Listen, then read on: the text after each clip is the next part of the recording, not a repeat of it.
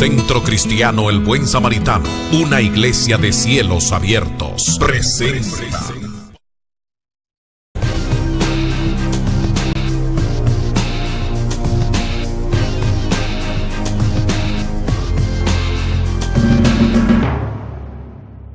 Bienvenidos a este tiempo desde el Centro Cristiano El Buen Samaritano. Un aplauso al Señor, los hermanos que están en la radio, los que están en la audiencia.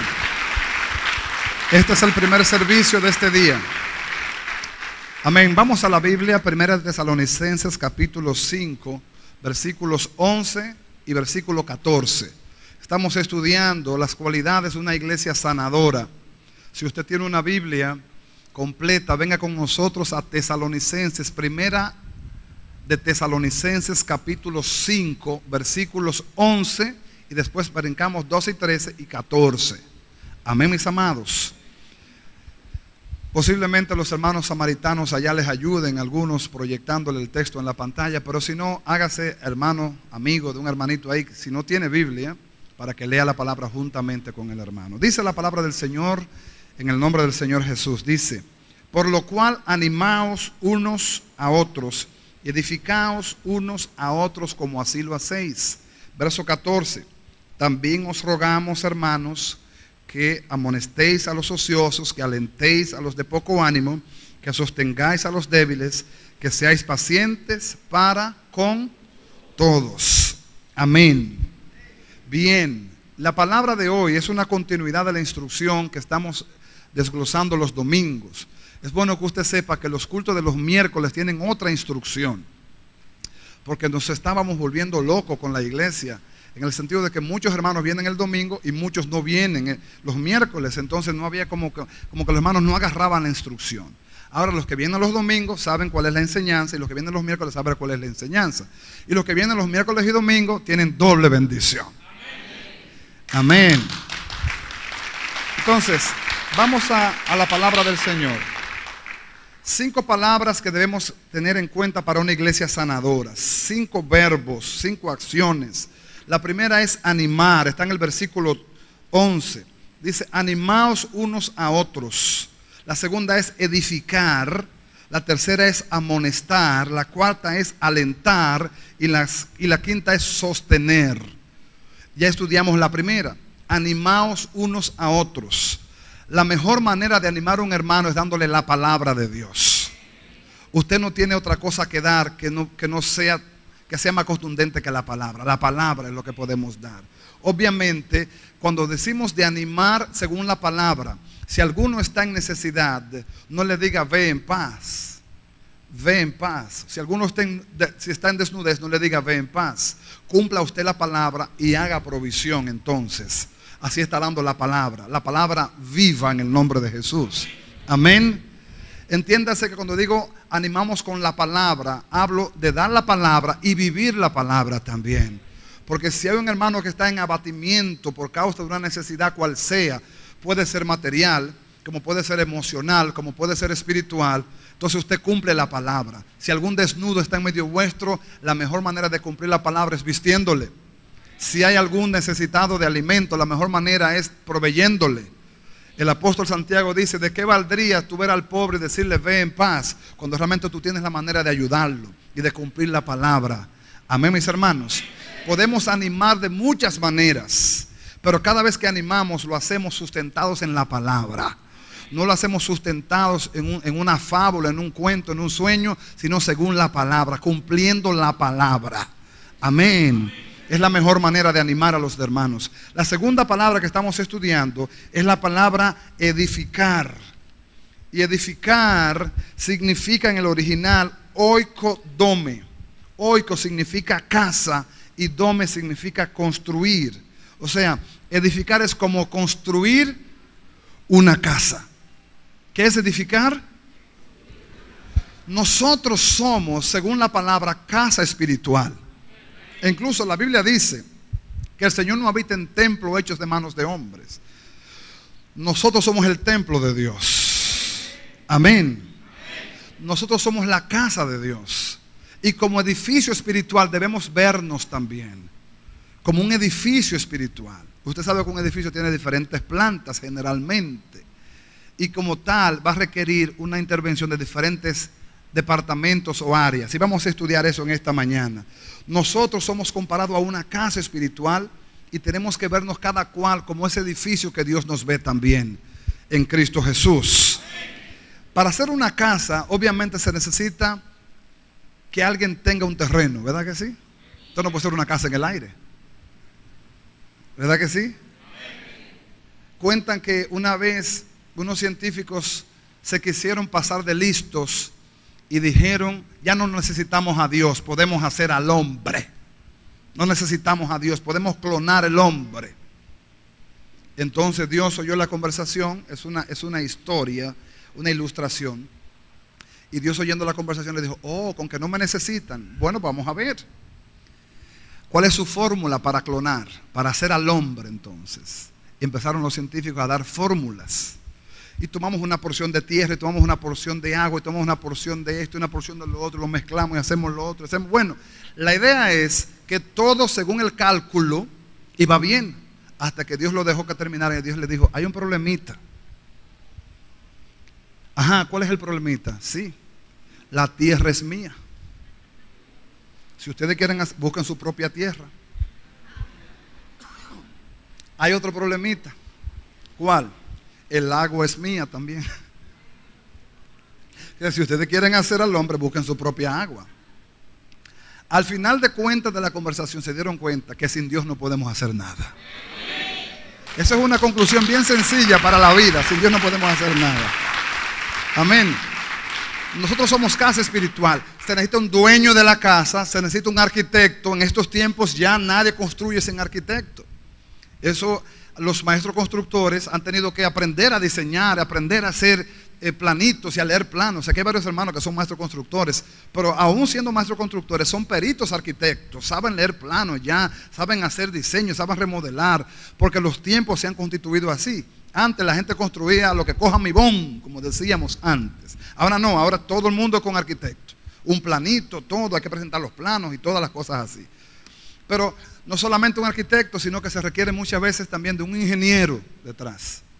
El arquitecto diseña, planifica todo, el ingeniero construye. Aunque en este país eso no siempre eso no se da. Aquí los ingenieros diseñan y construyen, y los arquitectos diseñan y construyen también. Hay países donde usted no puede hacer la función de otro. Yo estuve en Ecuador en una ocasión, y el pastor de la iglesia hermana en Ecuador es arquitecto, y él es el que diseña y construye. Allá los arquitectos diseñan y construyen. Los ingenieros hacen solamente el cálculo estructural. Bueno, que es raro, porque de donde yo vengo, el dueño de la tierra es arquitecto, ingeniero, electricista y plomero también. ¿Sí o no? Aquí los dueños, hasta la fábrica de blog la ponen también, para no comprar los blog a nadie. Somos así como edificio. Entonces yo meditaba en Dios. El Padre es el dueño del terreno. ¿Ya sabía que Él es el dueño del terreno? De Jehová es la tierra y su plenitud, el mundo y los que en él habitan. Jesús es el arquitecto del modelo de Dios. Jesús es el que tiene el modelo del plano. ¿Sí o no? ¿Sabe quién es el que busca obreros para la obra? El Espíritu Santo. Él es el que llama a los obreros y los busca y los convence y los trae al propósito. Amén. ¿Quiere leer conmigo la Biblia? Venga conmigo a 1 de Corintios capítulo 3 del 1 al 11. 1 de Corintios 3 del 1 al 11. La palabra del Señor, 1 de Corintios 3 del 1 al 11.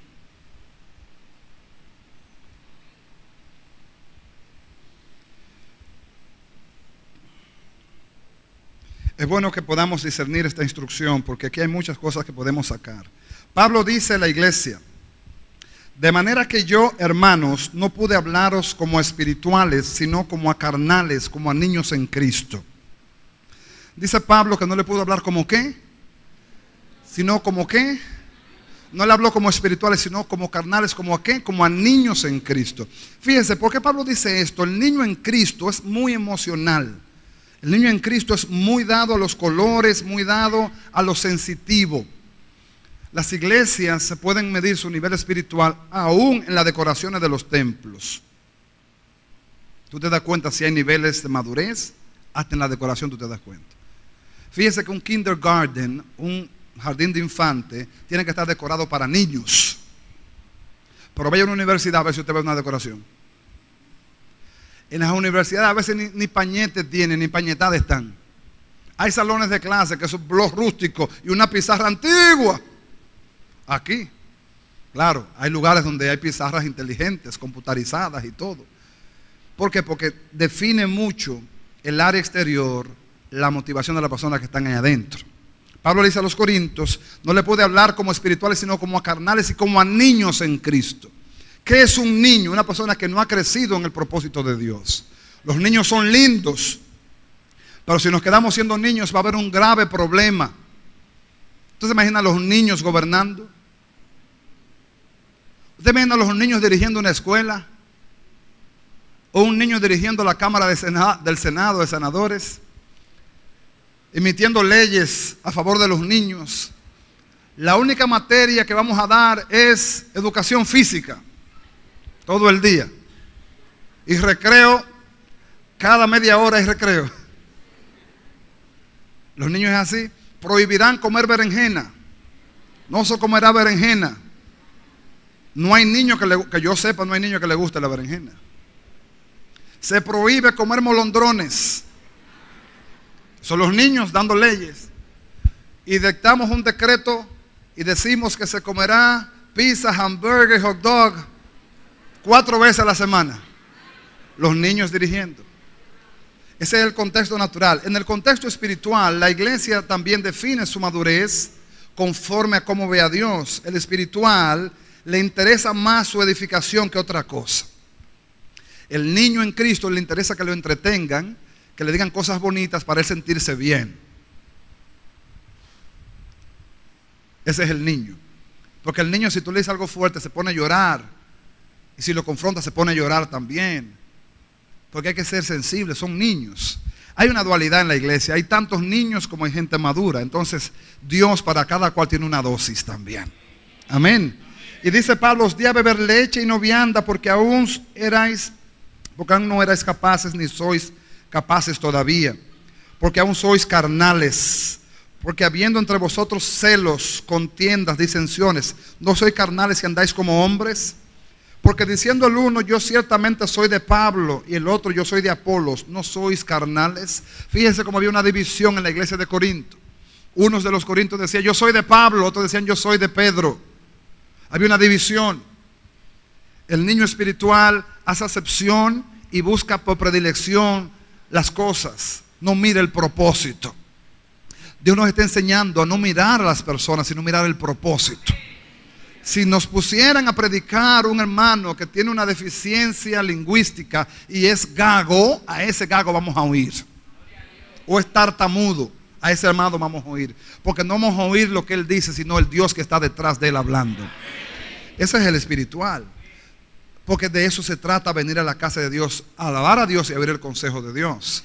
Es que el niño dice, ay, no está el pastor hoy en la iglesia, a mí no me gusta este hermano como predica, tal y tal cosa, y se predispone y se indispone, y aunque la palabra venga del corazón de Dios, se bloqueó. Gracias a Dios que aquí no hay gente así.